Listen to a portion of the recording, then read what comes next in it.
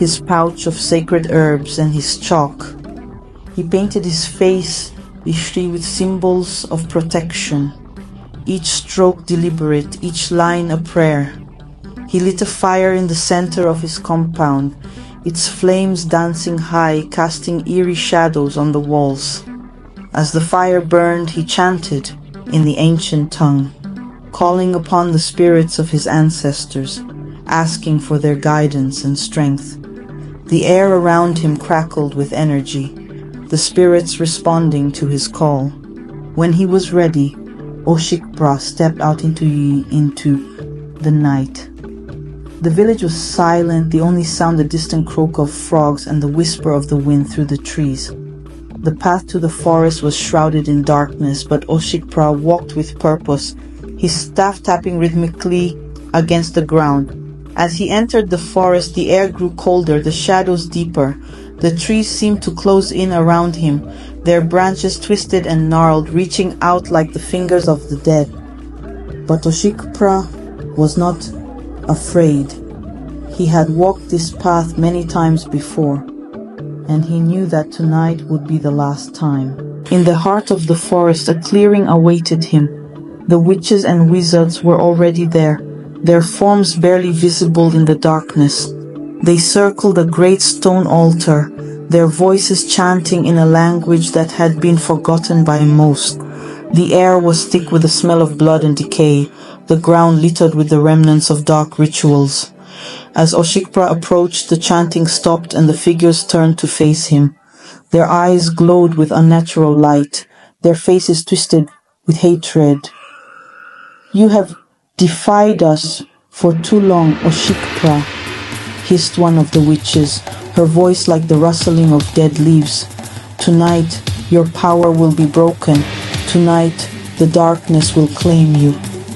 Oshikpra raised his staff, his eyes burning with determination. "I stand in the light, and the light cannot be overcome by darkness," he replied, his voice strong and unwavering.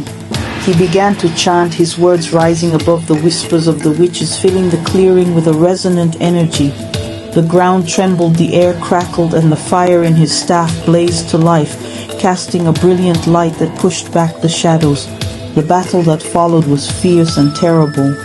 The witches and wizards unleashed their dark magic, the air around them shimmering with malevolent energy. They hurled curses and spells, their voices rising in a cacophony of hatred. But Oshikpra stood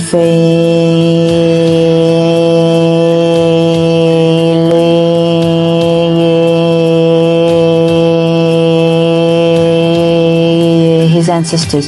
With every incantation, he pushed the darkness back, his voice rising above the chaos.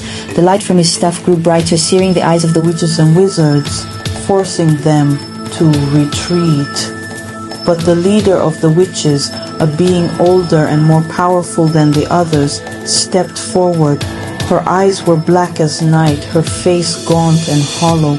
She raised her hands, and the earth beneath Oshikpra's feet cracked open, dark tendrils of energy reaching out to ensnare him. For a moment the darkness seemed to close in, suffocating, all-consuming. But Oshikpra's resolve did not falter. With a cry that echoed through the forest, he struck the ground with his staff. A shock wave of light erupted from the point of impact, spreading outwards in a blinding flash. The light engulfed the clearing, sweeping over the witches and wizards, burning away that dark magic. Their screams filled the night as they were consumed by the light, their forms dissolving into the ether. The leader, the last to fall, let out a final ear-piercing wail before she was torn apart by the force of Oshikpra's power. And then there was silence. When the light faded, the clearing was empty. The stone altar was shattered, the ground scorched, and the air clear once more. Oshikpra stood alone, his staff still glowing faintly. He was exhausted but victorious. The darkness that had threatened his village was no more. As Oshikpra made his way back to the village, the first rays of dawn broke through the trees, painting the sky in hues of pink and gold. The village was waking, unaware of the battle that had taken place, unaware of the danger that had been averted. Oshikpra returned to his home, his heart heavy with the knowledge that though this battle was won, the struggle between good and evil would never truly end.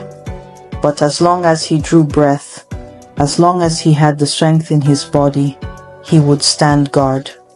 The light of Otowodo, Agbraha-otor, would never be extinguished.